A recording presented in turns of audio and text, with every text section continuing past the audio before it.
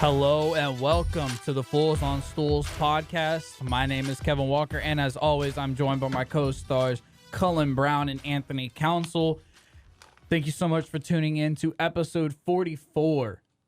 Boys, it has been a crazy few weeks. We have gone a good while without a show, but we're so glad to be back in the podcasting room today. Today we are going to be talking about some college football, some NFL football, some college basketball because that is happening, some NBA, and of course we're going to end with a mixed bag segment. Boys, y'all got anything y'all want to get off y'all's chest before we get into this good show?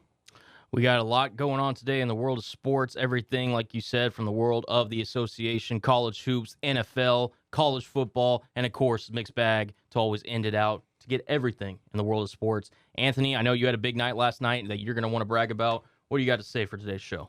First of all, we're bringing back the mixed bag? Yeah, the bag's back. The mixed bag. The bag is back. The bag of mixed things. Bag is secured. I'm very excited. But yes, I did have a very eventful day last night. The Mavericks took care of business against the Clippers in a very heated battle.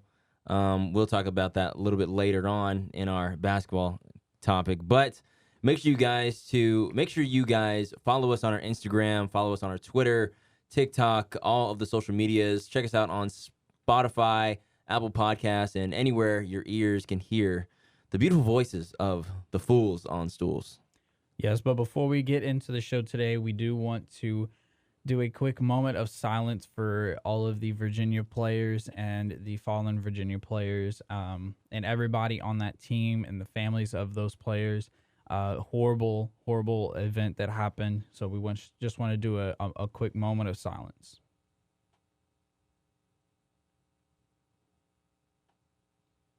All right, boys, let's get into it. So without any further ado, let's start with some college football.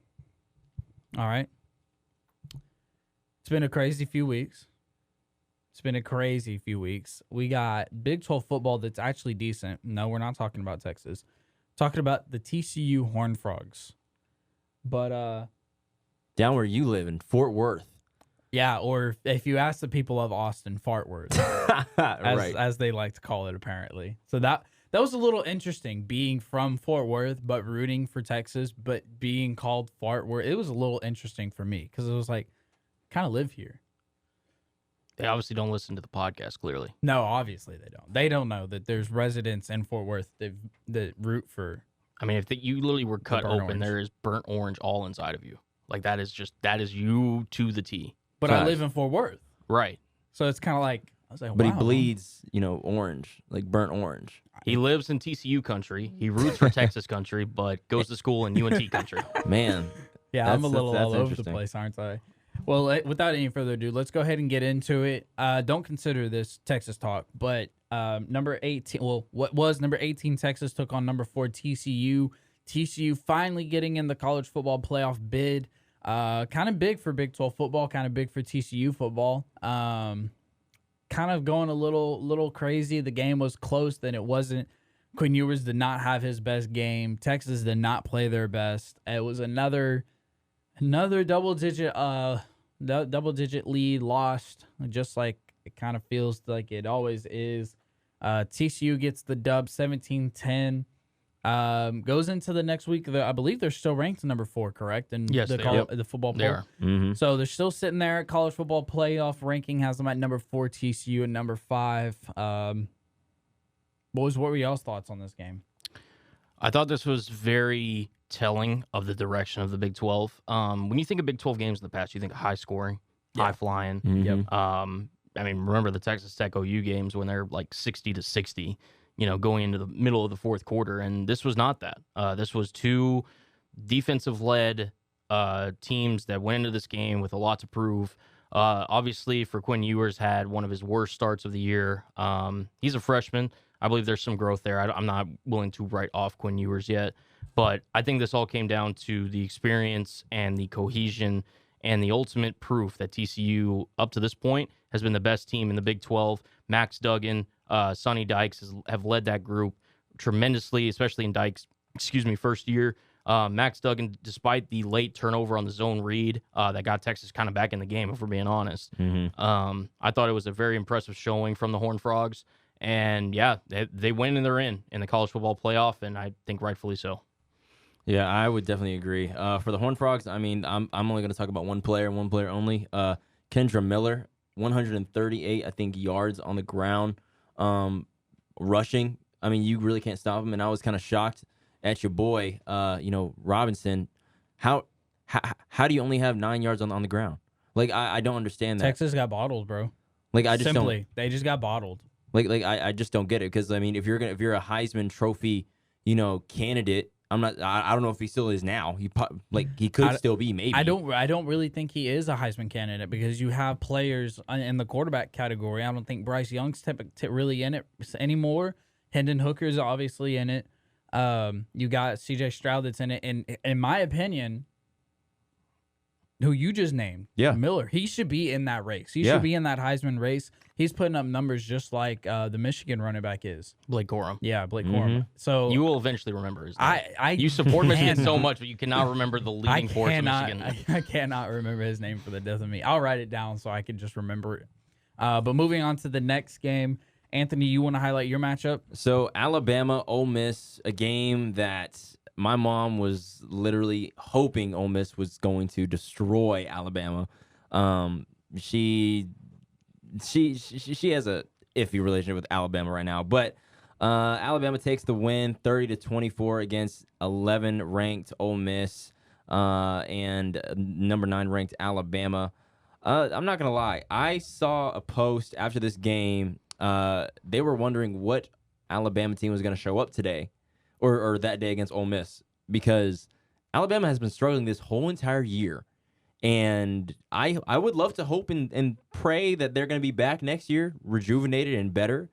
But this game was just it was just an up and downhill battle. I mean, you don't score any in the first quarter, and you score in the rest of the you score the rest of the quarters. That's great, but I mean, you got to come out hot. Ole Miss comes out with 7 points quick in the first quarter, and just does not stop scoring until the fourth. Bryce Young, I mean, I'm kind of gonna agree with you, Kev. Not really a Heisman Trophy candidate anymore. Threw 21 for 33, 209 yards, 3 touchdowns, no interceptions. I mean, great game, but he really doesn't have any weapons. I mean, he hasn't had weapons this really whole year. I mean, the highest receiving yards that his crew has had right from that game is 61 yards in the air. I'm like, bro, like this team has just been all over the place. They definitely rely on Jahmyr Gibbs, and if it's not Jahmyr Gibbs making the play, then it's a very scarce amount of offensive players on that Alabama squad. I know we said I know Nick Saban said last year was their off year. It kind of feels like this year is also another off year for Alabama. Well, I mean, and it's not just specifically Jahmyr Gibbs, because in this game he only had 6 carries for 3 yards and 1 reception for 5 yards. I don't know. I didn't get the chance to see the whole game in its full, but I'm assuming he either got injured or something. But Jace McClellan, the reserve running back, took a lot of the load today or on Saturday for Alabama. 19 carries for 84 yards for the backup running back for Alabama. Ja'Cory Brooks looked like he is solid. Yeah, right. Ja'Cory Brooks looking solid for 61 for a touchdown. Just not the level of talent, the wide receiver position we're used to seeing at Alabama.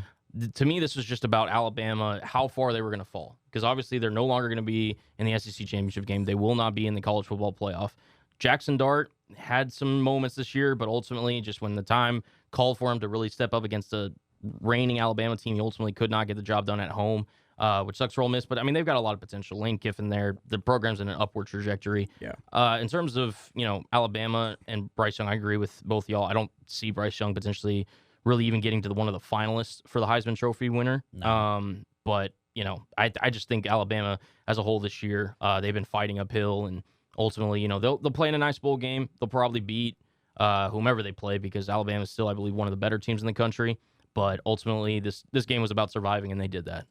Now, moving on to the next game, we want to talk about Heisman finalists. Let's go ahead and talk about Cullen's Heisman finalist, Bo Nix. Kevin, don't make me come over on this other side of the table. Yeah, he loves a little bit of Bo Nix, right? Oh yeah. Yeah. You want to talk about the quarterback who won the game, Michael Penix Jr. 26 of 35, 408 yards, 2 touchdowns, and an interception. As the Washington Huskies go on the road in Eugene, Oregon, and knock off the Oregon Ducks 37 to 34. Bo Nix, he was solid, 19 to 27, 66% completion percentage, 280 through the air, 2 touchdowns, also added a touchdown on the ground, 9 carries for 59 yards. Listen, I always said that Bo Nix as a college quarterback is a good to great level quarterback. I'm one of those people that remember past this year and what he did at Auburn and the fact that he had to transfer to Oregon. But that's just besides the point, and I just don't think his game translates to the NFL. That's what I've said. So since these guys want to paint me in a negative light. But Washington had one of the worst secondaries in terms of allowing passing yards in the country, not just the Pac-12, in the country. And I expected, to be honest, that Bo Nix was going to come in here and run roughshod over this Washington squad. And give credit to the Huskies. They came in, they battled, they ultimately were able to get the upset. And Bo Nix by no means had a bad game by any means, but anytime I get a little just pushback opportunity at this guy that they allegedly call quarterback. I mean, Jordan Palmer straight up said that he would take Bo Nix over any quarterback coming out of this draft class. Bo Nix, QB1. I can't buy it. I'm sorry. I got to have some pushback. Well, he's the QB1 there. For Oregon, yeah, that's fine. And he's a really good quarterback, and he's thriving in this system with a really talented Oregon squad. Just pump the brakes a little bit. That's all I'm saying. Just pump the brakes. What if Seattle got Bo Nix? How would you feel? Bo Nix, I would not be happy. Well, we got Gino. We're rolling. Yeah, I was going to say, he hasn't wrote back. I don't think they're going to write on no other contract. Let me put it this way. I would write back for Bo Nix. Oh, Lord. I would personally write to somebody. So we keep talking about Heisman quarterbacks and Heisman standings. So here's the top 5 candidates. We got number 1, C.J. Stroud. That should be of no surprise. Number 2, Hendon Hooker. Number 3, Drake May. Number 4, Caleb Williams. And number 5, Blake Corum. Hey, I didn't have to remember his name because it was right there in front of my face. Where did you get those? So those are the Heisman odds, I'm assuming? Yeah, those are the Heisman odds. C.J. Stroud is up there. He's at plus 100. I got for FanDuel. And then I got plus 400 for Hendon Hooker, plus 500 for Drake May. Corum's actually 4 at plus 750. It says plus 140. Well, which site? That's why I was asking. What site did you use? This is ESPN. Oh, okay. You're using FanDuel. This was posted November 9th. FanDuel Sportsbook. Yeah. So Not it's sponsored. Yeah, it depends on where you get your story. But I mean, those are the top 5 guys. And then Stetson Bennett, they also have it number 6. But yeah, no, I think it's great. I personally am just really gotten into the Pac-12 because they're games that I can actually watch when I get off of work late on Saturdays. So I tend to watch a lot of these games, so I just love to talk about them. Big ham to the Pac-12 and Big 12 for showing out this year. Absolutely. The Pac-12, as of right now, has the most teams ranked in the college football playoff. I'm not surprised. 6 teams are ranked in the top 25 That's crazy. from the Pac-12. I mean, the Pac-12 is looking great right now. I mean, like, they are probably the best. This is West Coast, best coast. This is one of the conferences that we said that was going to get taken apart. And they still might. But ultimately, right now, they're showing their worth. And USC and UCLA, who are going to be going to the Big Ten eventually. Traveling all the way to the East Coast when they are in the West Coast. But you know what's great about those teams? They're playing next week or this upcoming week. And for my preview, personally, if I can take the reins here a little bit, USC travels to UCLA. Not that it's much of a travel. It's literally just in Southern California. Like down the street. USC. The Pac-12, and we just talked about how great the Pac-12 is doing. USC, I'm going to make a case, has the last chance for the Pac-12 to make the college football playoff. They're currently, out of them, UCLA, Utah, and Oregon, the only team with 1 loss. Their only loss was against Utah and on the road in a very tough, packed environment against that Utah defense. USC, now, we've got, obviously, we're going to talk about big scale of it, right? So Georgia's probably going to get in. Georgia's probably winning the SEC, and they're probably getting in the 1 spot. The winner of Michigan, Ohio State will presumably get in. They'll take care of business in the Big Ten championship game. I'll just say for the sake of argument that TCU gets in as the Big Ten championship. I agree. So with the loser of Michigan, Ohio State dropping out, you would think, oh, well, Tennessee's got a shot with Hendon Hooker, right? I mean, they're going to be really good. They're not playing in the SEC championship game. That's going to go to Georgia. Right. So if USC runs the table, they beat UCLA, they beat Notre Dame, who's now ranked again at 20. They then go and beat whoever they play in the Pac-12 championship, which Kevin will talk about later in his matchup. USC's got a really good shot at being that 4th team to represent the Pac-12 and potentially go up against Georgia in the first round of the college football playoff. But it all starts this weekend versus UCLA. And UCLA has looked actually really good this year. It kind of had some on-off moments, but they've looked good for the majority of the year after we didn't really expect much from UCLA this year, to be honest. But they looked pretty good. Number 7 USC versus number 16 UCLA. So it should be a pretty good matchup, being doorsteps away from each other, taking a stroll down. Anthony, your thoughts on this game before we jump over? I mean, USC is ranked to be better than 60% over UCLA's 39% to win the game. I mean, with that whole squad that they've had this year, with Caleb Williams and Lincoln Riley, they're leaving Oklahoma to go to Cali and just make it really be Hollywood. Honestly, that's really what it's been this whole season for them, is Hollywood. I mean, I don't see why not they wouldn't just run the table like you said. I mean, USC, I think they're going to beat UCLA handedly. It's going to be a challenge. I'm not going to say it's going to be easy, especially for on them. The road. Yeah, especially on the road. I mean, plus this is like your rival too, across the pond a little bit or down Bourbon Street. But I think USC is going to win this game. Okay, easily. Fair enough. Easily-ish. So then I'll go ahead and move on to mine. My preview is Utah and Oregon. I know we talked about both of these teams we've talked about a lot this year. Between Oregon kind of being, hey, do we take them for what they are? Are they kind of fraudulent? Do we believe in Bo Nix? Do we not believe him?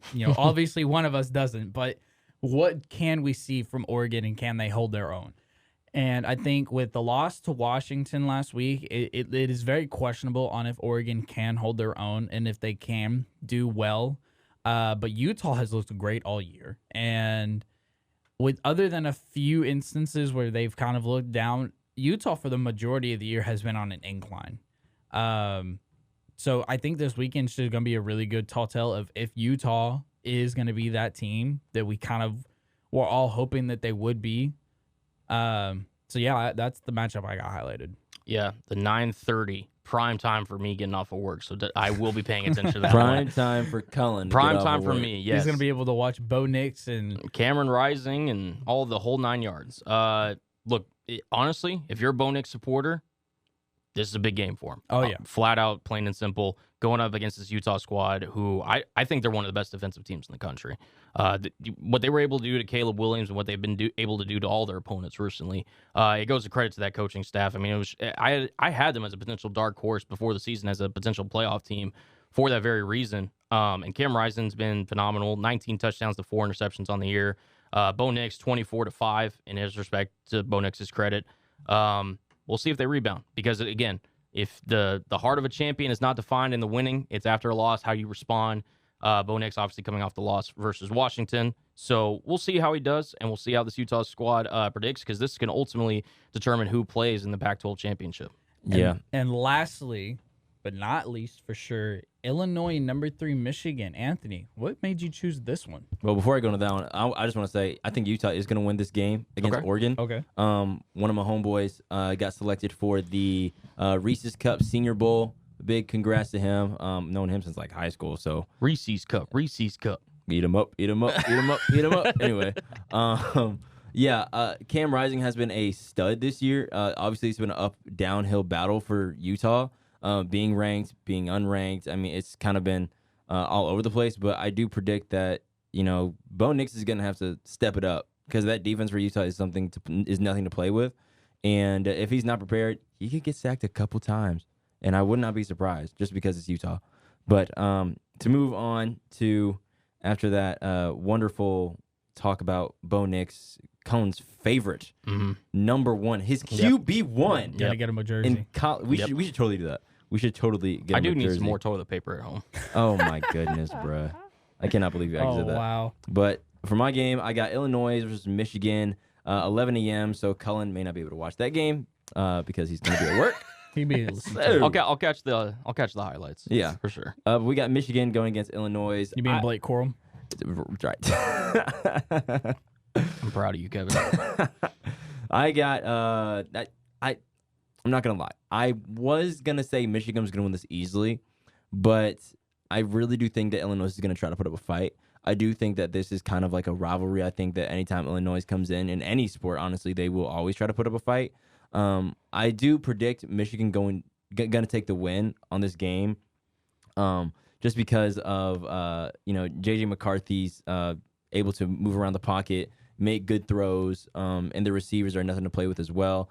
Michigan has been playing their best ball. That's why they're ranked number 3. And they're undefeated at the same time. So I think it's still going to be a fight against Illinois, but I still predict Michigan going for the win this game this Saturday. Illinois.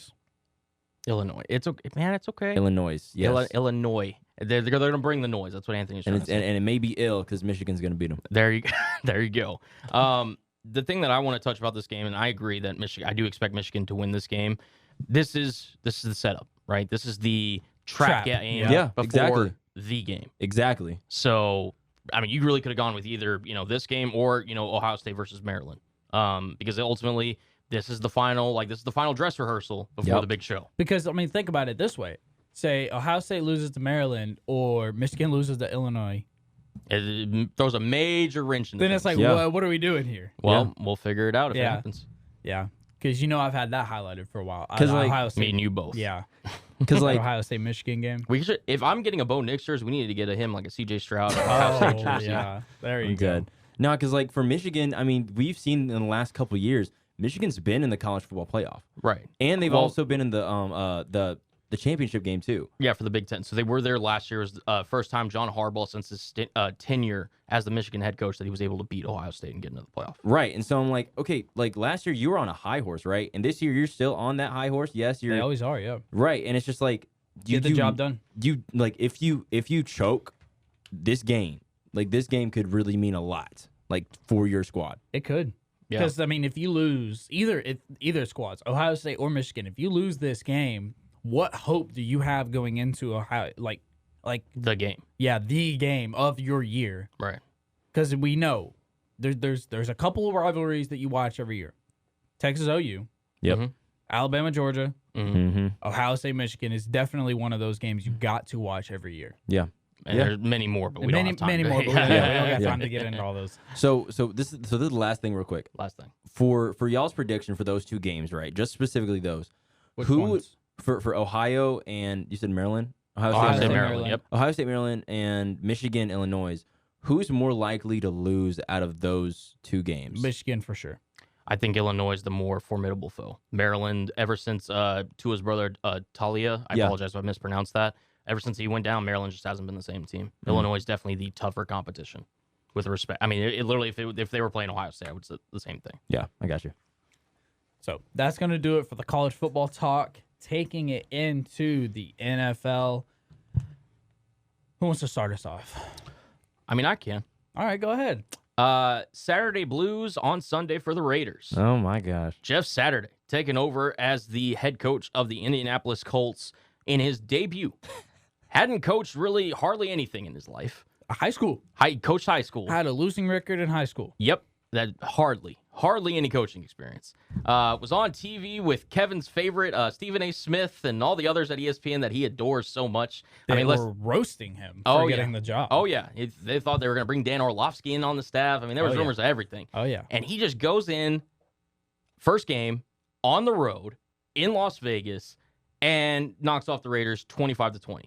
For starters, a lot to take from this game. Obviously, the Raiders, they're a dumpster fire. Remember that stock that I bought from you a while ago? Yeah. Now I'm standing with a pile of doo-doo in my hand, and I don't got nothing left.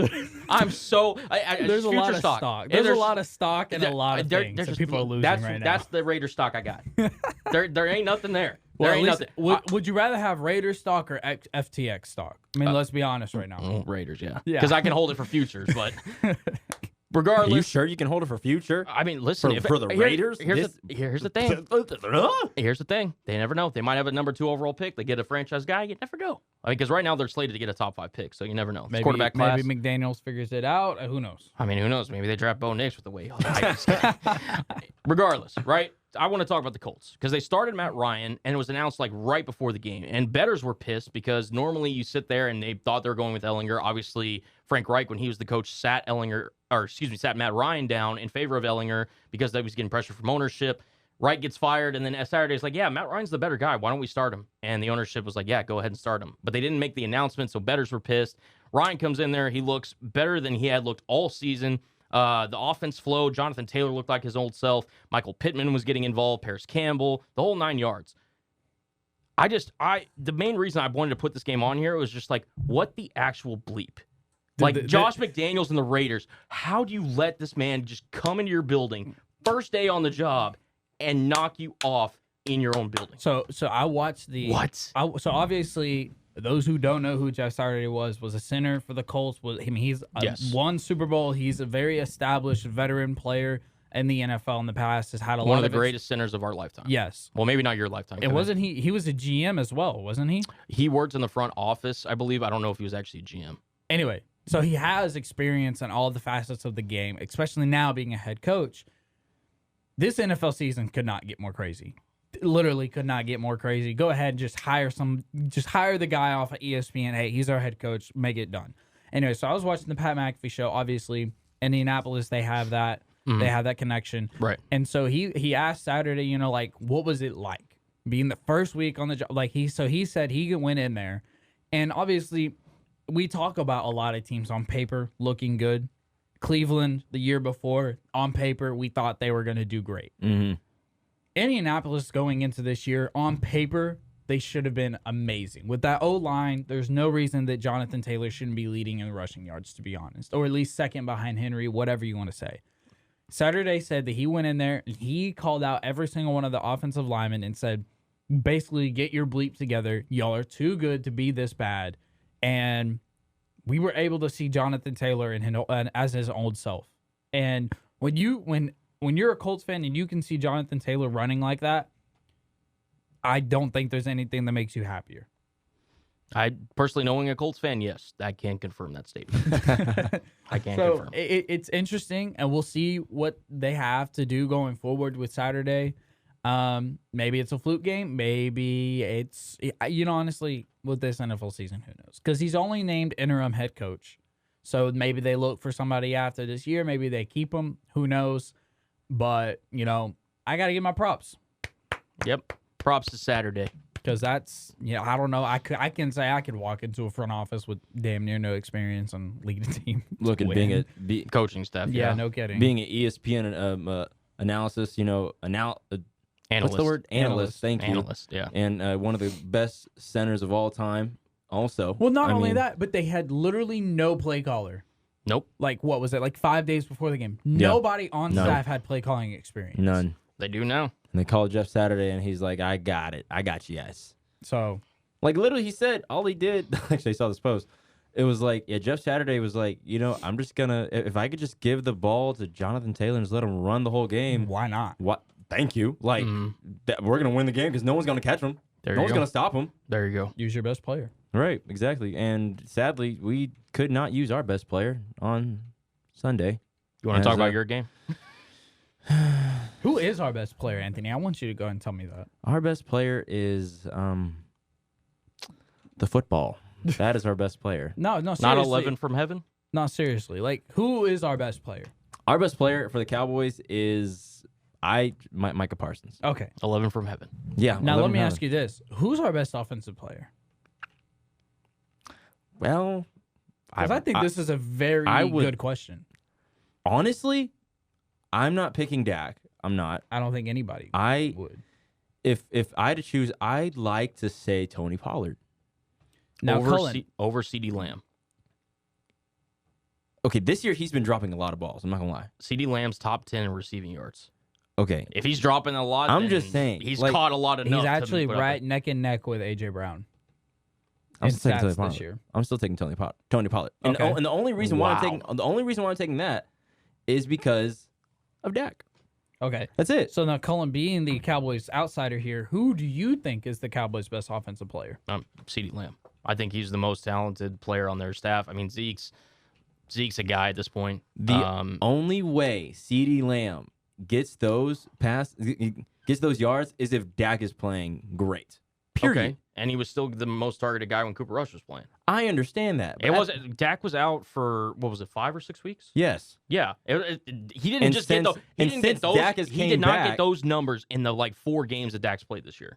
Okay, I know that. Dak, CeeDee Lamb is a bona fide number 1 wide receiver. Tony Pollard. I Hold on. understand. No, I hold get on. that. Hold on. I'll let you make your case. Tony Pollard, for his record, ever since high school, do you know how many times he's gotten 15 carries in a game? How many? Once. Since high school. Throughout all high school, throughout his time in Memphis, throughout his entire time in the Cowboys.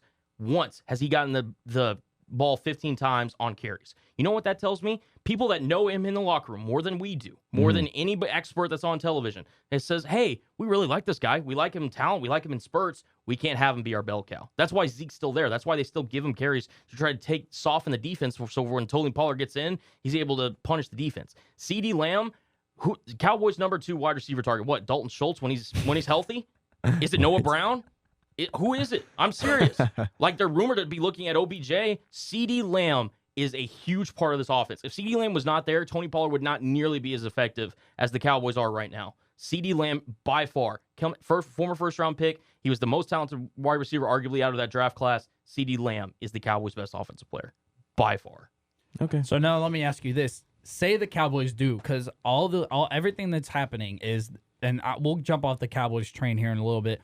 OBJ is rumored to sign by the end of the month. Right. Mm-hmm. He has 4 teams: the Niners, the Cowboys, the Giants, and I believe the Bills. Yes. But there's some reports that are saying the Giants and the Cowboys are kind of the 2 finalists or the 2 teams he's ranking above the others.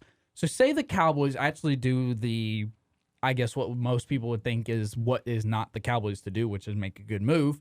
Say that the Cowboys actually get OBJ. As a Cowboys outsider, I want to ask you, because I think me and Anthony basically going to say the same thing, which is awesome, great, we need names, we need butts in the seats. Right. As a Cowboys outsider, Okay. does it even help our offense, or is it just... You're saying OBJ, just the potential signing in general? Yes. Do you think that helps the offense? Yes. Do you think it makes it go backwards? Absolutely. Do you think it helps CeeDee Lamb get open?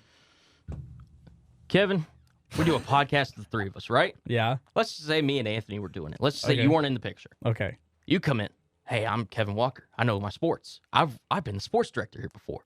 I've gone to games. I've done statistician stuff. Not bringing in the sports director. Hold on. No. Oh all my of Kevin's gosh. credentials, right? All of his credentials. He worked at the NC Daily, did this, that, or the other, did the sportscast and everything. Hey, I like to join your podcast. I think you'd be an improvement. Me and Anthony look at each other. Southern twang to it. Me and Anthony are looking at each other. We're like, yeah, a third voice, right? Because me and Anthony, we get along so much. We need that divisive voice. We need that person that can sit there and help contribute to the podcast. Kevin, you are our OBJ. You would be helpful, and you are one of the reasons that we make this podcast great and everything. Anthony can't even look at me right now. Yes, OBJ would absolutely help this offense. Are you kidding me? More weapons, the better. Ask Tua Tagovailoa. Hey, do you think all those weapons in Miami has been a good thing for him? You think that's been a good thing for Tua?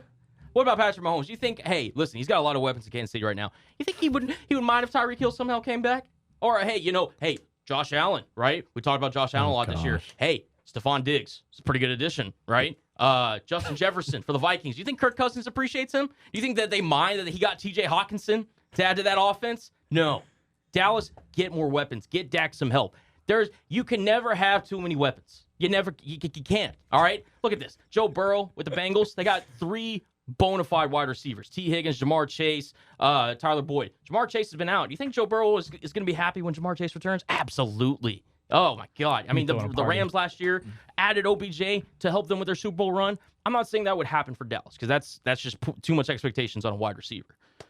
But if you have OBJ as your 2, fully healthy, rejuvenated, motivated, and everything to prove his worth, to try to get that full contract, along with CeeDee Lamb, along with Dalton Schultz, along with Tony Pollard, along with Ezekiel Elliott, yeah, Dallas should absolutely consider this. Okay, let me ask you a different question because I think we all know the answer is yes. Okay. Which team would need OBJ more? The Giants, in my opinion. That's an interesting question. Well, the Giants, absolutely, because I think they're the most wide receiver needy team, even more than the Packers. I don't know about that. Well, Let me ask you this, right? Because No, Christian you're Watson right. just had 3 touchdowns. You're right. Sammy Watkins, Alan Lazard. Don't even got to ask me. You're Do right. you know through eight weeks who the Giants' leading wide receiver was? I want you to guess. I do. Darius Slayton. Nope, wasn't him. Whoa, really? Nope. Try to guess Evan again. Ingram. Evan Nope. Ingram. Okay, Evan then Ingram I plays can't on the even- Jaguars. Go ahead. I can't even tell you then. Go ahead. No, you think it's Saquon? You think it's him? No. Do you think it's anybody else? I will say this name right now. Through 8 weeks, you know who the Giants' leading wide receiver was? And Kadarius Toney or Kenny Galladay. Nope. Richie James. Who? Exactly, Kevin. Exactly.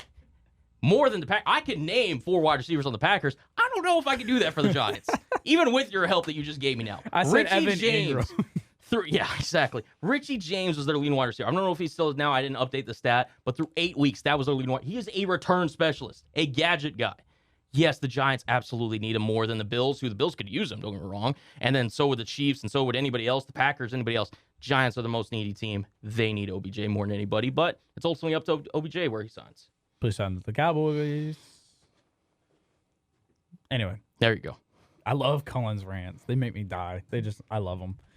Well, so is that all? Is that the closing remarks you have for the Cowboys Green Bay game? Well, we went on a rant about OBJ and about, oh, I'm signing with the Cowboys. Oh, maybe the Giants. Oh my gosh, who from Cullen. But anyway, with the James. That's exactly what I sound like. Richie James, yeah, yep. Richie James.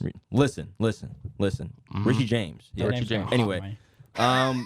to bring I'm it curious all, if he's still the leading receiver. I'm going to look that up while you're talking. Yeah, go Anthony. ahead. so to bring it all back, the Green Bay Cowboys game. Look, man, I love Dak Prescott like the rest of all these Cowboys fans, right? But it's like you can't you can't have a lead and lose that lead against the Green Bay's Packers team that has been struggling this whole year. They literally, in my opinion, besides Richard James, have nothing. Literally nothing. They're playing with dirt right now. Like Hall of Fame class. Other than Christian Watson, basically. Yeah. Right. It's been very questionable play calling. Hall and of Fame everything. class of Aaron Rodgers, right? But I mean, he needs help. He needs help. And the fact that they didn't do anything at the trade deadline is still shocking So to me. They did try. They tried their ass off. They try really tried. every trade deadline. Don't believe that. Come on BS. now, bruh. They always say, "Oh yeah, we were in on this player. Oh hey, we were rumored to get this guy," and yet they never pull the trigger. And it's the same thing in The free Packers agency. are. Do you The think Packers are. nobody? Do you think it's because nobody wants to play with Rodgers? Well, no, because if that's just free agency. Well, that's the thing. If you could trade, right, it doesn't matter. You're gonna come here if I trade for you. That doesn't matter. If it's free agency, I get that argument. But if it simply comes to trading, that's front office. Which, oh, by the way, we should talk about Packers ownership. Oh, wait, they don't have any. It's the people. Like, the Packers front office has been very conservative in that respect. And it's cost Aaron Rodgers a potential chance at earning another Super Bowl, in my opinion, because they've had guys like Devontae Adams, Jordy Nelson, Donald Driver, etc., Greg Jennings, to name a few. They need those extra guys. Like I said, OBJ arguably was what the Rams potentially needed to push them over the hump. Not saying he was the most valuable player, but he was important to that Rams championship run last year. Packers, when's the last time you've known the Packers to make a big trade? Exactly. Yeah, that's true. To answer your question, by the way, yes, Darius Slayton is the current leading wide receiver for the Giants right now. Richie James is third. He is 6 yards behind Saquon Barkley for second. crazy. At, by That's the way, crazy. 191 receiving yards. And we're in Jeez. week 10, 11. Yeah. Yep. So, yeah, just to answer Yeah. your question. But another team that needed help, that needed a win to stay undefeated. And I called the game with you. I was a witness. Yes. And I was right. Yes. Yes, again. I'm Himothy Himeth. Eagles, Commanders, shocker to everybody besides me because Kevin's Honestly, game. I'm not shocked. You talk about trap games. This is a trap game for the Eagles, or was a trap game Yeah. for the Eagles. Eagles look great. Don't get me wrong. They got studs. They got their great defense, great offense, the whole 9 yards. They're great. I don't care when you have Taylor Heineke as your quarterback. That team is just different, dude. I don't know. I don't care. I'll go ahead. I'm going on my rant. I don't care if you have Carson Wentz. I don't care who you play. Taylor Heineke is who that team believes in. Whether he's more talented than Carson Wentz or not, I don't really care. Whether if he has a play call better than not, I don't care. Taylor Heineke rejuvenates that offense, and even the defense, the team as a whole, just looks more alive when they have Taylor Heineke for whatever reason. Taylor Heineke's been the starter for 2 weeks? is it- 2-3 weeks? It's I think 3 weeks. Terry McLaurin, through his entire time with Carson Wentz, and now I want to say it's either 3 or 4 games. I know it's at least 2, but I want to say it's 3. We'll just call it what it is. In his time since Taylor Heineke's been the quarterback, he's had more receiving yards with Heineke as his quarterback than in his entire time with Carson Wentz. And that should tell you everything you need to know. That team loves Taylor Heineke. You see them enjoying him on the ride back, putting all the chains on him, like, you know, whatever Kirk Cousins got going on. That's what you want. I mean, if your ownership, your head coach, your leader, whatever, you see that, you're like, I know we're paying this guy over here to sit on the bench $40 million and he's made of literal glass, but this team loves this guy. And if Cullen, if you wouldn't mind, could you look up Taylor Heineke's record as a starter? Yes, of course, as the stat man on the show, Yes, I will look please. up Taylor Heineke's record as a starter. I mean, Taylor Heineke, he leads the team like they're supposed to be led, and I love him as a starter. So honestly, this kind of felt like a trap game from the beginning. I thought Eagles could drop this game. Yeah, Taylor Heineke's record as a starter career is 10-10. Okay, did you So he's think 500. Okay. Did you think they were gonna drop it like the before this game was on the schedule, right? Like when they won, Before this game came up, like previous game they won. You know, did you think that this game that was coming up, did you think they were gonna lose? So ESPN and SportsCenter and all of them are posting like the remaining schedule for the Eagles. They're like, Yeah. are they gonna go undefeated? Like, is there anybody that can beat them? And in my head, I'm thinking, yeah, the Commanders tonight could beat them. Yeah. Yeah, Shout out to Anthony for breaking that right, by the way. I mean, look, It's by the way, it's 4 games this year that he has played. So it's 4. And he's what? 3-1 this year. look, Carson Wentz is a backup. I'm sorry. He is. Like He is. I mean, and Heineke's gonna keep saying it. Like, you're gonna pay the guy you play. You're gonna play the guy you pay the most. Right. But if you're front office and you want to get the most out of your team and this organization has been through a lot this year, I'm sorry, you play Taylor Heineke until further notice. And I know Wentz is coming back soon, but I don't know, man. We'll see what happens. But without any further ado, to end off the recap segment, Cullen, you want to go ahead and go over or I apologize. Cullen, do you want to go ahead and go into your preview? Yeah, we can. Chiefs versus Chargers, Sunday Night Football. The Kansas City Chiefs are taking on the aforementioned Chargers. My Super Bowl pick, the Los Angeles how's Chargers. it looking for you? We're hanging on by a thread. It's going to be in SoFi Stadium in Inglewood, California, Sunday Night Football. We await to see the statuses of Mike Williams, Keenan Allen, two of Justin Herbert's favorite targets, to say the least. And Patrick Mahomes riding high as ever. Currently with the AFC's best record, the Kansas City Chiefs. Travis Kelce, we mentioned Kadarius Toney's thriving in his time there. Juju Smith-Schuster, we hope his injury stats is okay. I know he took a massive shot in last week's game against the Jaguars. This is going to be a good one because this ultimately, if there's any validity in the Chargers' playoff/division hopes, it's going to come down to this game. And again, it may not be fair. Chargers are still banged up. Herbert got banged up again last week against the San Francisco 49ers. I've never, it brings me back to 2020 49ers, 2021 Ravens. This year it seems to be the Chargers in terms of the injured, most just unfortunate team. And I'm not making excuses because I picked them. They legit, if you look through the roster, I mean, they're left tackled. Bosa's been hurt. Mac's been hurt. Herbert's been hurt. Mike Williams, Keenan Allen. Keenan Allen and Mike Williams are scheduled to come back to practice this week. They just don't know if they're going to play. Exactly. So we'll see ultimately who is going to suit up for this Charger squad. This is the second matchup. Obviously, the first matchup being on that Thursday Night Football in Kansas City, where ultimately the Chiefs came away with the win. Chargers, if you are worth any bit, if you have any hopes of aspirations of postseason, A win here would be huge. Yes. And I think this is going to be one of the better games of the weekend, and I personally cannot wait to watch. Chiefs. That's what I got. Chiefs are gonna win this game.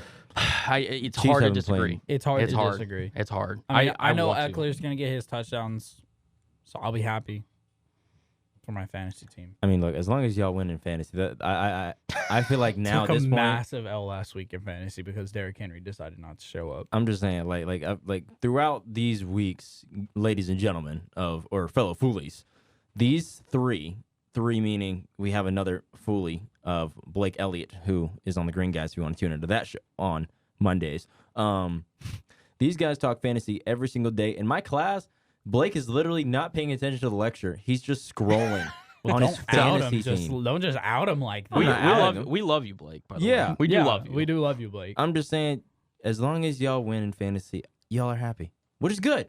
It's good because There's three. I will say there's three for my weekend anyway. Cullen and How you, was your weekend, well, Kevin? hold on. Here, I was just gonna say there's three facets to make my weekend a good weekend. Okay. Okay, four. I'll say four. I don't want to get in trouble. Good time with the family. Okay, nobody gets mad. Everything gets taken care of. Thankfully, you mentioned that first. Yeah, But, right. I had Exactly, to switch up. My NFL team wins. My college teams win. And my fantasy teams win. So is it in that order? Family football. Okay, so I'll say family. I'll say family, NFL, fantasy, then college. No, I don't know. It's interchangeable. I gave you all the chance to take it back, and you still don't know the. I said family first. That's all that matters. First, I just want to say. let me do this correctly. I just want to say last weekend, all of them lost. Okay. Other than family. Well, we hope the best in your recovery, Kevin. Thank you. Anyways, family first. Yes. Football, fantasy football, and then just honestly food after that. If So I have you some don't good even have food, college football? no, that's what I'm saying. Football. Okay, I just football. put- See, football's under I a- separated them. I should have put them together. Football, because I got sport UNT, but also Seahawks play, so they're I go to one school and I hope to work for one another day. But regardless, food. Here's the thing: if all my team, if family has a big fight or whatever, and fantasy and football teams lose, but I get a really bomb meal on the weekend, it holds it over. I'm able to walk in on Monday and be like, all right, I can build off of this. Mm-hmm. I can build off of this. But that's So family food, family football, fantasy food. F, and then A lot of Fs. sleep. Right? Sleep has to be in there somewhere. Quad F. Quad F. Okay. Okay. Well, Quad F for Cullen. Yeah. Speaking of the football that we're supposed to be talking about on this podcast, Anthony, we talked a lot about the Eagles. You got them in your preview this week. What are you looking for in this next week's matchup? Look, you were talking about Jeff Saturday. All this talk about Saturday is a fun day for being a Colts fan. It's gonna be Sunday this week. Well, not for Jeff Saturday. It's gonna be. Just let Anthony make his point, man. Thank you. Jeez, God. Talking about family football. Can't even choose one. Anyway, honestly, I wouldn't be surprised if the Colts won. Really? Yeah, just because I think if Jeff Saturday has, from what you've said, if Jeff Saturday really is talking to this offensive line and is really talking to Jonathan Taylor like the way he is and the way he played last Sunday, I wouldn't be surprised because the Eagles have not been playing great. Mm-hmm. They have been winning these games very closely, not like in the beginning when they were blowing teams out. Right. I think the teams are starting to low-key kind of figure them out. Also, to point out, to add to your point, Jordan Davis, the rookie defensive interior rusher from the University of Georgia, he just recently got injured, and now teams are able to run on Philly like they couldn't before. Yeah, that's the scary part. But I really do think, I'm just giving my prediction for it. I don't know if we're doing that too, but I do think that the Colts are going to win against Philly. Just because I feel like they're figuring them out. Are we locking it in? Anthony's upset of the week. My upset this week, yeah. Okay, yeah. so all right, they're going to beat Philly. So with that being said, Philly is. But then I could be totally wrong because No. Philly's you an Alabama boy. Stand on it. I'm gonna look up. Get on your soapbox. I'm Okay, I'm on my soapbox. I'm gonna look up Yes. the odds.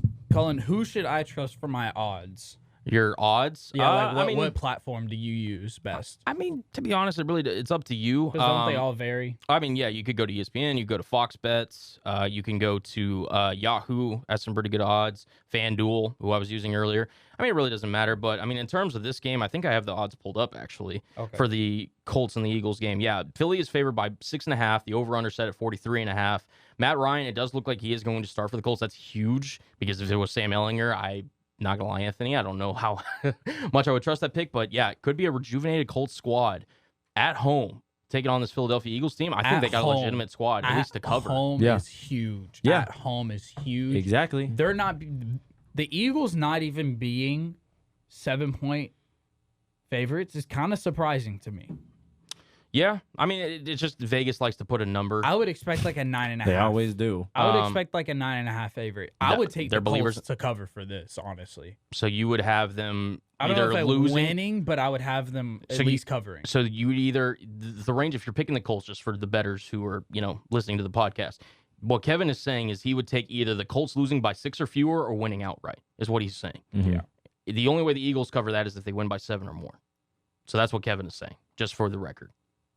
Correct. That's what you're feeling. Yeah. So ultimately, we'll see where it comes down to. But Anthony, we got it locked in. I Hey, respect, I respect it. I respect it. We gotta have a. I was gotta right have last an week upset. with the Eagles in Washington. Gotta There have you an go. upset. Well, Except this time, or no, man, Eagles again. So I guess Anthony's just not on the Eagles train.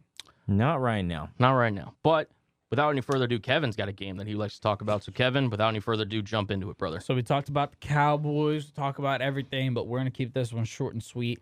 Cowboys versus the Vikings. Boys, I know we say that we got the Chiefs and the Chargers for the game of the week. This game's up there, bro. Because let me ask you a question. Dallas is currently favored, by the way, That surprises me, but on the road, -1.5. that surprises me. I don't know what those odds makers are smoking. So you would take the Vikings, safe to say. So, well, I'm okay. Anthony, are you okay? Yeah, I'm fine. Just keep going. Okay. All right. Don't look like it. Don't worry about me. Okay. All right. Let me ask you a question, Cullen. Okay. I think I asked you this off air, but on air, I want to get your answer.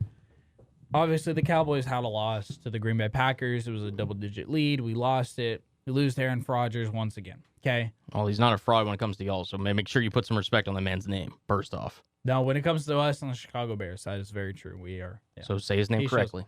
Aaron Rodgers. Okay, there you go. Anyway, does the loss to Green Bay mean anything at all if we can somehow pull together a win against Minnesota? Yes, of course. Like, The wins answer it- has not changed.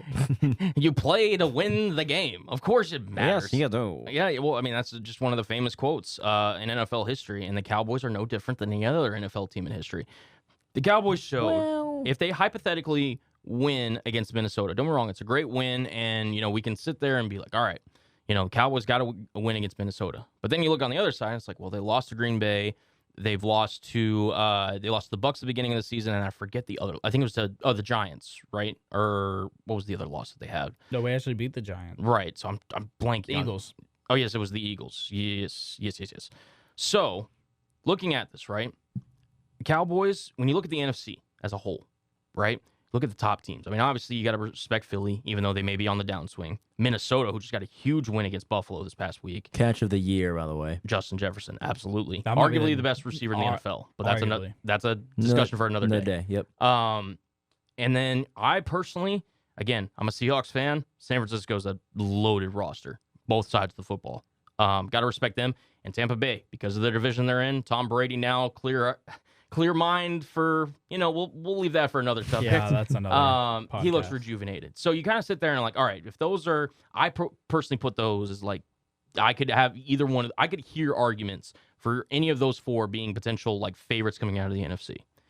Dallas would be in that next group after them because of the potential of just not being able to really consistently rely on them every week. We're not sure with Dak what we see yet. Now, maybe down the line, could we see some improvement? Sure. But, I mean, just simply winning against Minnesota does not change my overall perception of the Cowboys. No. Okay. Fair enough. I think it's going to be a good game.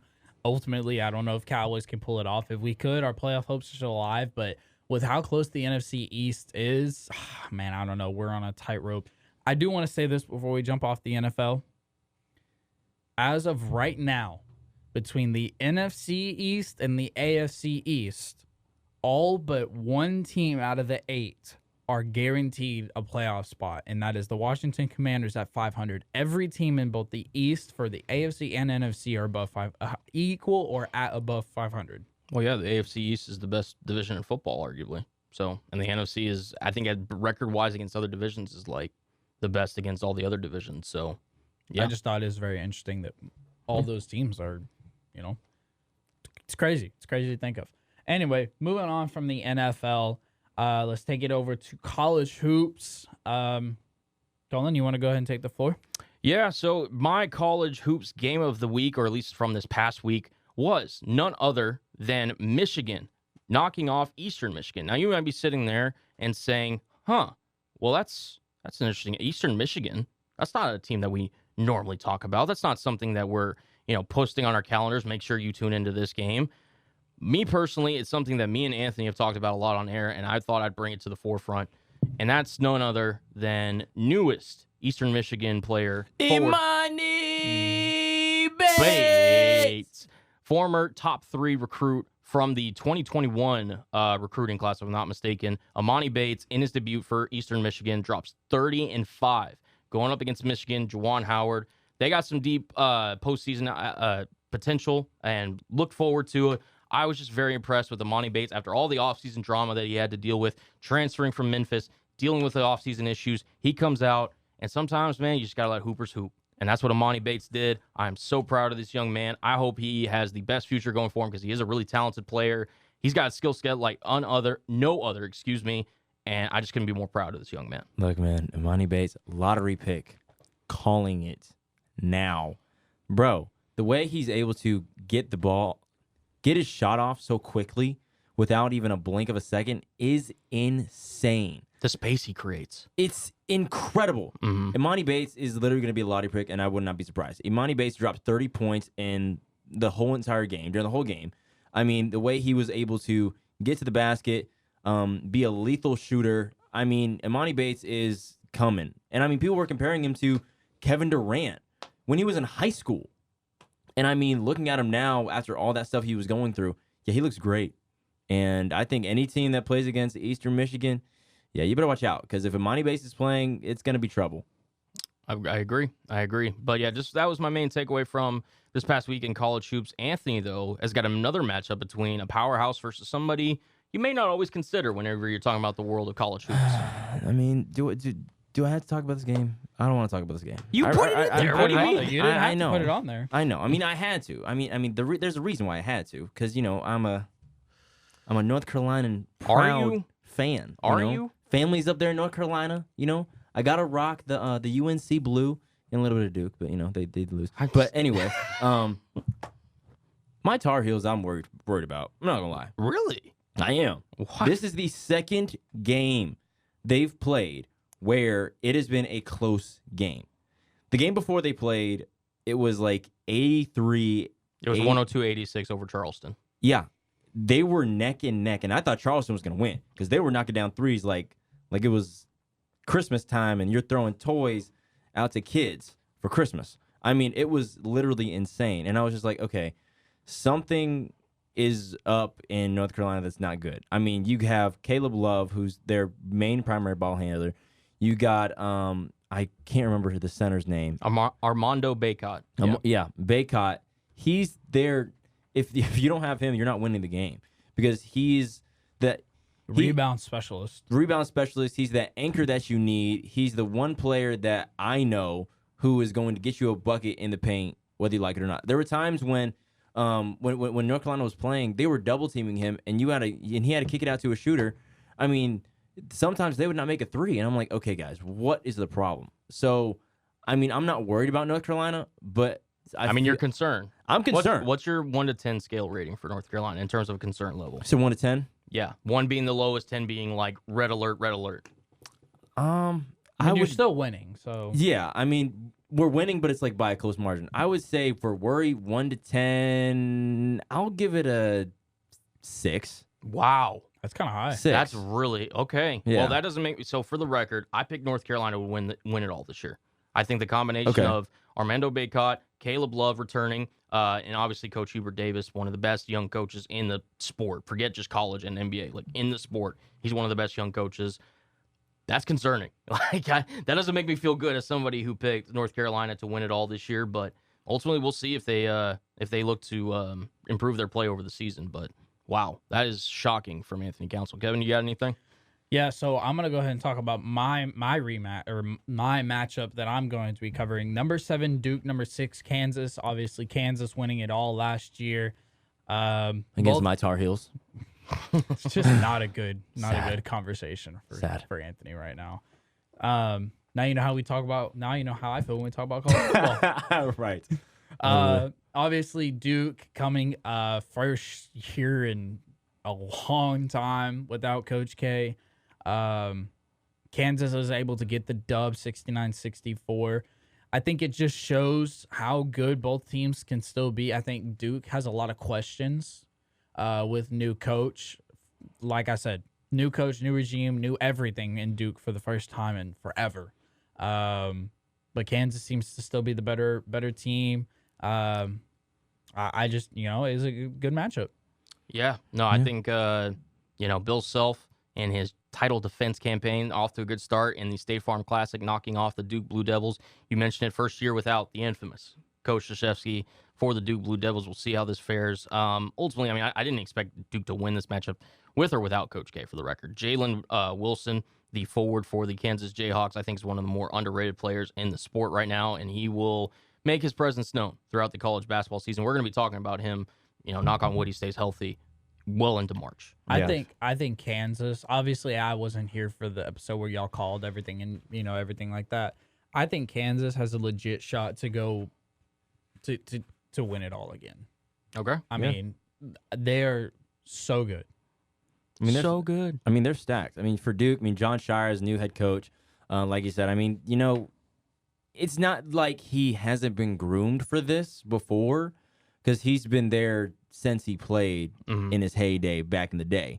So it's like, it's not a nobody, no. Yeah, right. It's not like he's a nobody. I mean, everybody knows John Shire. But, I think that this is actually good for Duke to have this first loss, because it's like, okay, as you brought back, at least it's against Kansas. Yeah, at least it's not like a nobody. Yeah, exactly. So I think it's a good, it's a healthy loss. It's healthy to get it away, get it done, and get it out of the way early. Right. Figure out what you need to get done later on within the season, because obviously this tournament has some of the top ranked teams. That's why all these ranked opponents are playing against each other. Haven't even gotten close to conference play yet. With some of the games that we're going to be previewing, some of them are ranked. So, and plus Duke's playing in this tournament too. So it's like, it makes sense to see, okay, which team is better, and you might see them in the tournament also. Now looking forwards for our preview, I got obviously no surprise here. Number 11 Texas and number 2 Gonzaga. We talk about powerhouses. We talk about big boy matchups. This one is going to be taking place tonight. I know we have another Gonzaga matchup that we're going to be looking forward to, but this one interests me particularly because I want to see what Texas is worth. Obviously, Texas is relatively pretty good in the men's basketball category. Coach Beard's got them looking pretty good. But as a Texas fan, I feel like all of our teams get overhyped before the season starts that we dud in the beginning. I want to see what Texas is worth, and who better to face than number 2 Gonzaga. Do I think Texas has a legit shot? I don't. But if we can lose within 10, I'd be happy, to be honest. I think that's a positive way of looking at it. But yeah, that's my matchup looking forward. Anthony, what about your preview?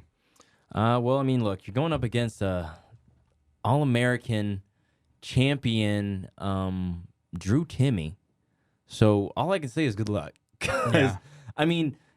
And I kind of have a little bit of hope for Texas because, I love Gonzaga, and I know they have very dynamic guards. But the way I saw Michigan State play against Gonzaga, yeah, I think Texas can actually play around and get the dub against Gonzaga. And I wouldn't be shocked if they did. Are we locking in another Anthony upset?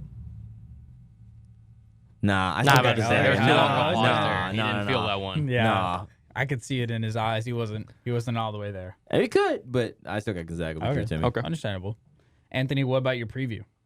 So for me, I have my good old Virginia against Baylor. That's going to be a very interesting game. Both teams are very, very good. I actually have Baylor winning this game just because they have this freshman who's like very, very good. I think he's ranked in the top. He was ranked in the top 100 for, ESPN coming in for this team. And I just think that Baylor, they've never not been good. True. Like, they've always been able to have dynamic guards. They've always had somewhat of a big man. But I think the biggest thing for Baylor is their defense. They've always been a defensive-minded team. That's the same for them now this year. And I think that with the defense that they've been able to play in the beginning of the season, I think that they're going to take care of business against Virginia. Yeah, Baylor been one of the best defensive teams now for the past few years, especially during that championship run for the Bears. I think I agree, Anthony. I got Baylor in that game. I think they're going to be very competitive this year and a very competitive Big 12 for the record. My matchup of the week, I'm going to go with, as Kevin mentioned, another Gonzaga matchup. Gonzaga at home taking on the Kentucky Wildcats. Drew Timme, we'll see how he follows up. I mean, he's been in school almost as long as I've been in school. So he's going to be leading the way. He's experienced, exactly, leading the charge. And at Spokane Arena, he's going to be taking on this Kentucky squad who the pressure's on Coach Calipari, I believe. I think the fans are starting to realize, like, hey, you're getting all these talented players in. We need some championships here. Now, obviously, March Madness gets crazy, but I feel like with the amount of talent that Coach Calipari has gotten to or has received during his tenure, I mean, don't get me wrong, getting those guys there, that is important. But it's ultimately, you are a coach for the Kentucky Wildcats. You're not a, academy for the NBA. Like, that's the big difference that I think a lot of teams do not really consider. I'm actually going to be having to drop out of here early while these guys wrap up the rest of basketball talk. So I'm just going to quickly go through the NBA. Hawks, Bucks. Bucks started off as the last undefeated team. They've lost now 3 of 4, or lost 3 of 4, including a loss to the Hawks that I just wanted to point out because Milwaukee shouldn't be losing to Atlanta. I get it's the regular season and stuff happens. You shouldn't let that happen. Now, honestly, Giannis has been dealing with injuries. Their team has, but we'll see if they look to bounce back. And then my preview game, Warriors-Suns tonight. Steph Curry taking on Devin Booker and the Phoenix Suns in Phoenix. Don't want to miss that. Yeah, don't want to miss it. But these guys are going to take care of the rest of the pod. I know y'all are going to kill it, so I'm heading out of here. Fools on Stools. Enjoy. Go have fun in class. Yeah, right. Go Bo Nix. Anthony, don't make me freaking miss class to roast you right now. All right, Anthony, let's take over. So obviously, Cullen already talked about his matchup, but I do want to talk about this Hawks-Bucks game because the Hawks have looked pretty good this year. I'll say It doesn't sound like you're buying in. Javonte Murray has looked good. The whole team has looked decent. Trae Young has slumped a little bit. Trae Young has not been playing his best basketball. His shooting has gotten a little off. I think just with Javonte Murray taking the reins, Javonte Murray has been looking dynamic this whole entire season. I mean, from the jump when he got when he got to Atlanta off the plane, He was happy about it. I'm very happy. I was happy for him. I mean, in my eyes, he's like the Chris Brown of of the NBA, just because of how smooth he is, especially being in the A.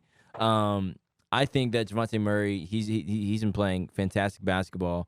The whole team really has, honestly, aside from Trae Young, just because, and it's nothing against Trae Young. It's just like his stats have slumped, and I think it's just because you have two ball dominant players, and it's just like you just have to get out of that slump. But shooters shoot, True. And that's one thing that Trae Young is a shooter.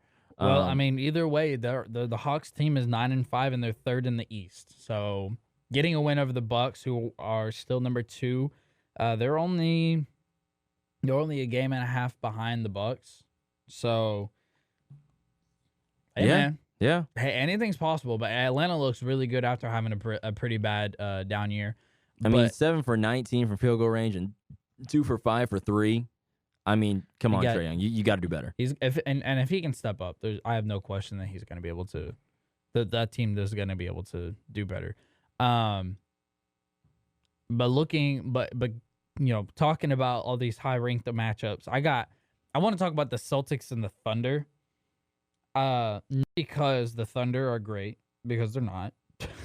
but the Celtics are. Right. And coming back from last year, you kind of wonder, like, is this team going to be the same? They've had a lot of struggles in the front office. Obviously, the head coaching, everything happened there. Mm-hmm. Not going to talk about all that, but just a lot of interchangeable parts and a lot of things that have been different. You want to see Jason Tatum going to come back the same after going to the finals and not getting that final step. And they look really good, leading the East. Almost said NFC East.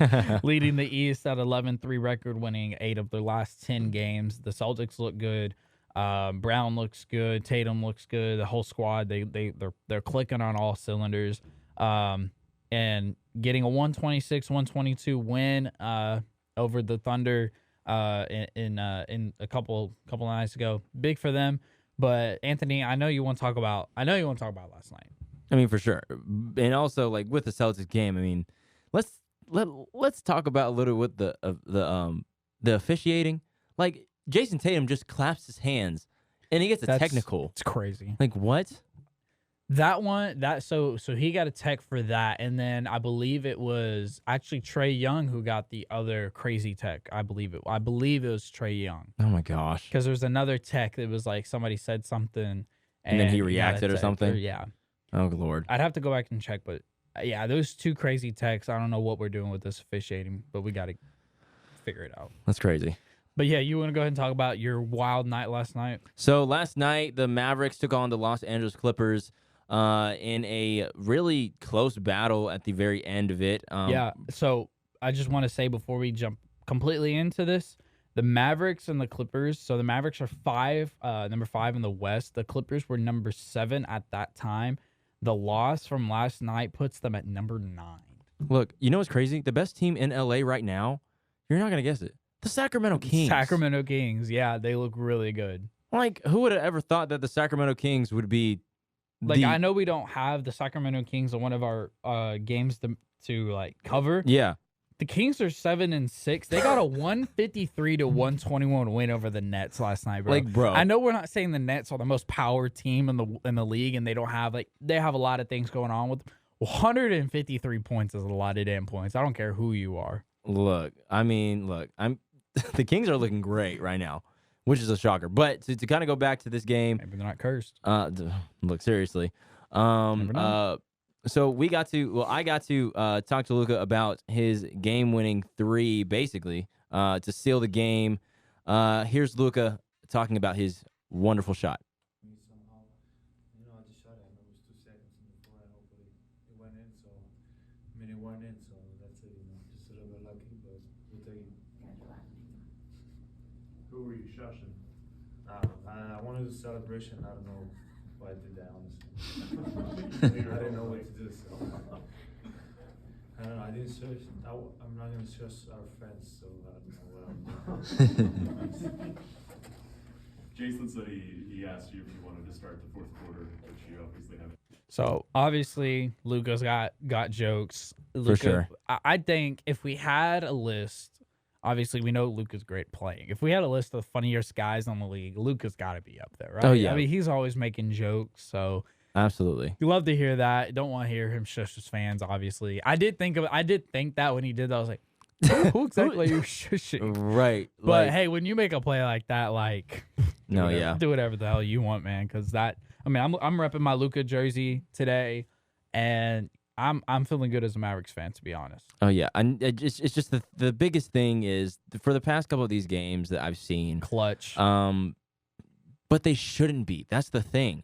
I agree. I tend to agree with you because I believe at one point in this game we had a 25-point lead. We had a 22-point lead in the first quarter. Second quarter, 25. By the and get this, Paul George and John Wall. Paul George only had 6 points in the first half, and John Wall only had, I believe, like 4. The second half comes in by halftime. I don't know what Tyronn Lue was telling his players, but they come out. Paul George shoots 2 threes, like in the very beginning, shoots 2 mid-ranges. You see John Wall come up, literally drive down the middle of the lane, pull up for a mid-range shot.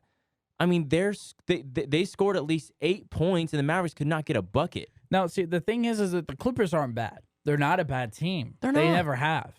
But the thing is when you score 22 points on a team, or when you score enough points to be up by 22, there's no reason that you should lose that lead. Yeah. And they've done it so many times. It makes me question Jason Kidd's defense, which is not one of the things that I thought I was going to question when it comes to this Mavericks team was Jason Kidd's defense. See, honestly, I hear what you're saying, but as you're hearing from Jason Kidd, I think the biggest thing, and a reporter actually said this, they asked him about another ball handler. Luka Doncic probably dribbled the ball that game probably over 100 times. Like, there needs to be a stat for how many times Luka Doncic dribbles the ball. I'm sure there is somewhere. Because the amount of times he dribbles the ball to either get a shot off is insane. Because, like, we're not a very pass and shoot offense.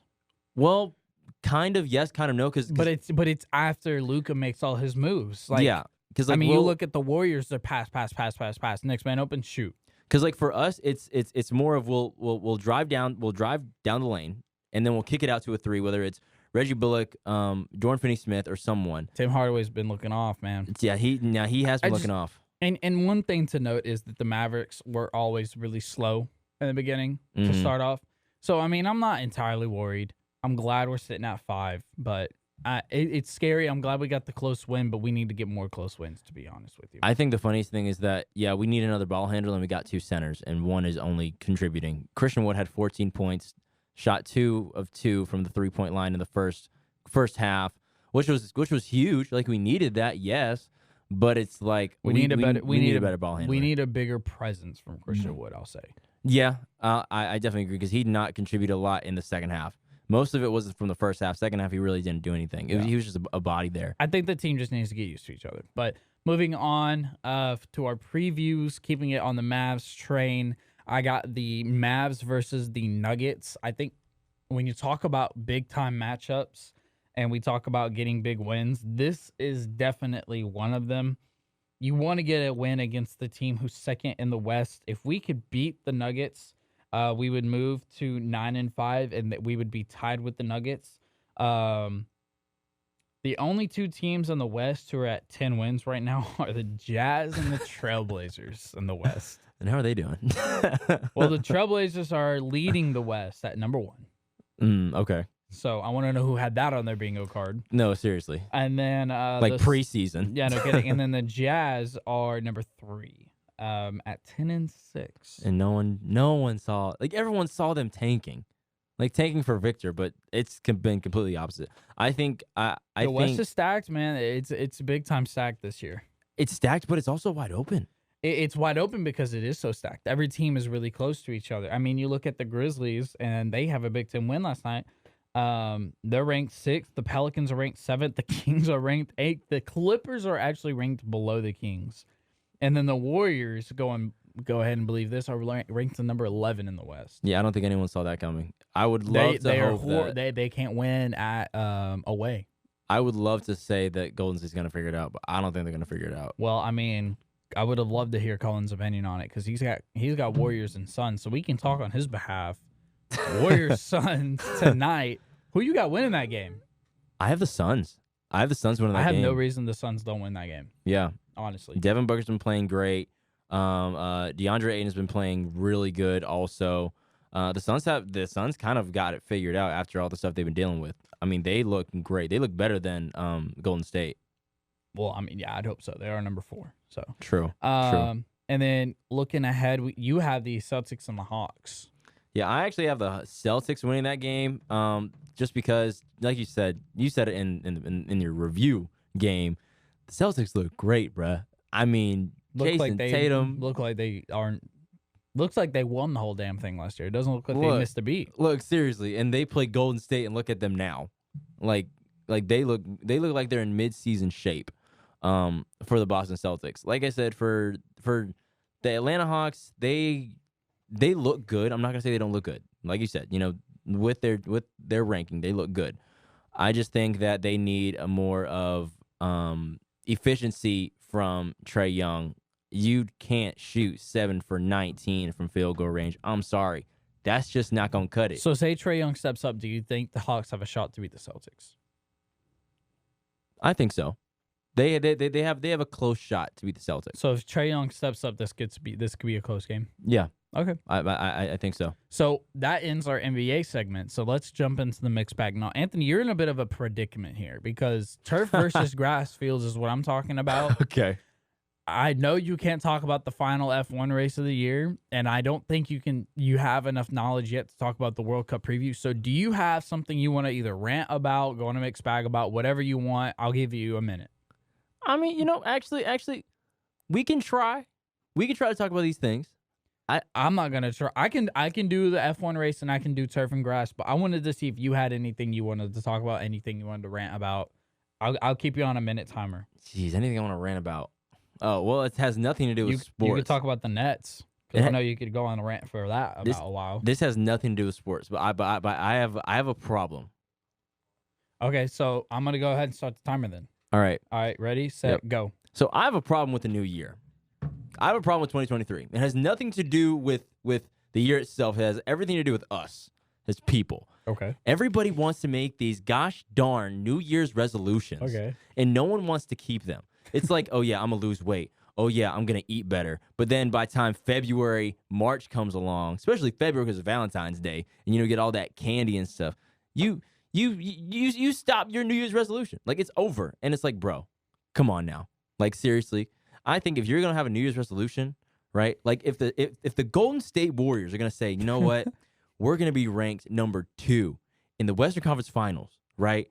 By February 25th. Okay, that's great. Make it specific. Don't just say, oh yeah, we're gonna be ranked number 2, because that's so vague. And it's like if you don't make your New Year's resolutions specific enough, then you ain't gonna accomplish them. So that's my problem. Can I ask what made you come up with that?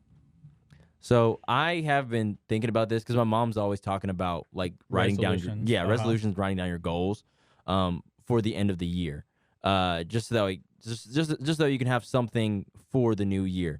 But she's always like, you got to be specific, like put detail into it, because if not, more likely you're not going to accomplish it. Because for me, and keeping it basketball too, it's the Jordan year, ladies and gentlemen. It's the Jordan year next year, foolies. 2023. Yeah, it's time for greatness. So if you listen, write down your goals, make sure they're specific. If you want me to check them, I could check them. But come on. Send your New Year's resolutions to Anthony on our Twitter, Snapchat, Twitter, Instagram, the whole 9 yards. Everything. Yep. But let's talk a little bit Formula One. I can jump into some Formula One. Because it was the last race, right? Yeah, so we're looking ahead to Abu Dhabi, the Grand Prix, the last race of the year. Obviously, I'm going to try to do this some justice. Cullen would do a lot better than I would because he naturally knows a lot more about this than I do. But I will give it my absolute best.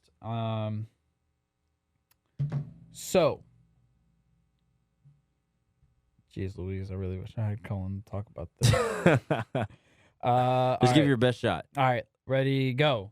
So the Formula One season is going to be coming to an end next week after the Abu Dhabi Grand Prix. Max Verstappen has already won driver. The driver race of the year team has been yet to decide, but it should be Red Bull. George Russell got his first Grand Prix win last week in Brazil. Mercedes achieved their first 1-2 in a couple of years. But the final race of the season is going to be on November 20th. Make sure you tune in. Formula One has been getting a lot of action recently. Looking ahead to next year, there's going to be 3 races in the U.S. There's going to be the Formula One race in Austin, Miami, and the all brand new circuit in Las Vegas. So if you have the money to go to that, I would definitely go to that because that's going to be a blast. But yeah, I'll be looking ahead to not only this race, but the end of the season and the Netflix documentary that is going to follow. And since there's 3 of us, one of us is going to each one of the races, right? Oh, yeah. I'm going to Miami. Honestly, between the Miami race and the Vegas race, that'd be a tough one to decide because both of those are really, really good races. Okay, so real quick, before we get out of here, there's one thing that's been on my mind. I'm actually making a story about this here on campus. So let me go ahead and jump into that. So I'm gonna open up with this. There's been a lot of NFL players who have been talking about turf fields and grass fields and the differences that they make. So I'm gonna go ahead and jump into that now. So turf fields have been something that has taken over the NFL and a lot of sporting events and a lot of athletic fields over the years. They're cheaper for the owners. They're cheaper for the front office and everybody to afford, and they're easier to maintain. But they cause a lot more injuries. They cause a lot more leg injuries, a lot more, we talked about OBJ earlier on the podcast. OBJ suffered a non-contact injury. A lot of non-contact injuries come from turf fields and, hydro turf or whatever they call it.